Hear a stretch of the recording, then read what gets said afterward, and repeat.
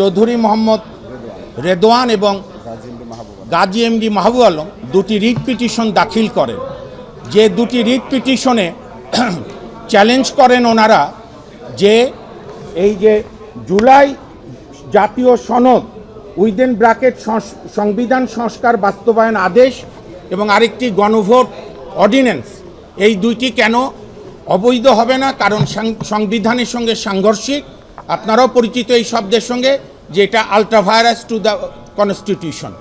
গতকাল সুপ্রিম কোর্টের একটি সম্মানিত রিট বেঞ্চে, দ্বৈত বেঞ্চে বিচারপতি মোহাম্মদ রাজিকাল জলিল এবং বিচারপতি মোহাম্মদ এমডি আনোয়ার ইসলাম মহোদয়ের কোর্টে আমাদের সুপ্রিম কোর্টের সিনিয়র আইনজীবী এহসানুল করিম এবং আমরা হিয়ারিং করি ও ব্যারিস্টার জ্যোতির্ময় বড়ুয়া সহ অনেক আইনজীবীগণ হিয়ারিং করে।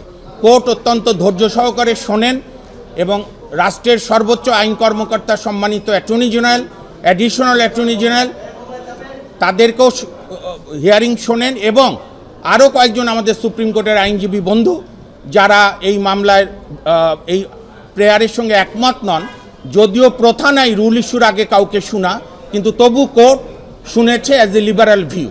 এবং আজকে আদেশের জন্য ছিল, আজকে আদেশ হয়েছে, মহামান্য হাইকোর্ট আদেশ দিয়েছে যে রাষ্ট্রপতি কর্তৃক প্রণীত 13/11/2025 জুলাই জাতীয় সনদ সংবিধান সংস্কার বাস্তবায়ন আদেশ কেন অবৈধ হবে না, সেই মর্মে 4 সপ্তাহের মধ্যে রুল দিতে বলেছে।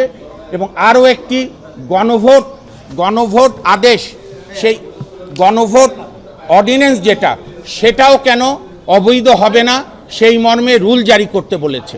অর্থাৎ এর মধ্য দিয়ে জুলাই বাস্তবায়ন সংস্কার আদেশ এবং গণভোট সুপ্রিম কোর্টের বিচারাধীন বিষয় হয়ে গেল।